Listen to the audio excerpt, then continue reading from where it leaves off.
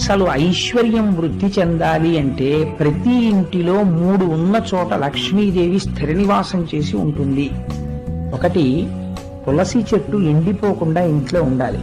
ఎప్పుడు తులసి చెట్టు ఎండిపోతోందని అనుమానం వస్తే మార్చాలి, ఇంచేత తులసి చెట్టు ఉండాలి. రెండవది, బ్రాహ్మణ సేవ జరుగుతూ ఉండాలి ప్రయత్నపూర్వకంగా. ఎప్పుడో మన ఇంట్లో శుభకార్యం జరుగుతుంది అని కాదు, నైమిత్తికము అని ఏ పౌర్ణమి తిథికో ఏకాదశి తిథికో, లేకపోతే ఇంక మనిషికి పశువుకి ఏమిటండి తేడా? ఆ ఈశ్వర కైంకర్యం లేనినాడు.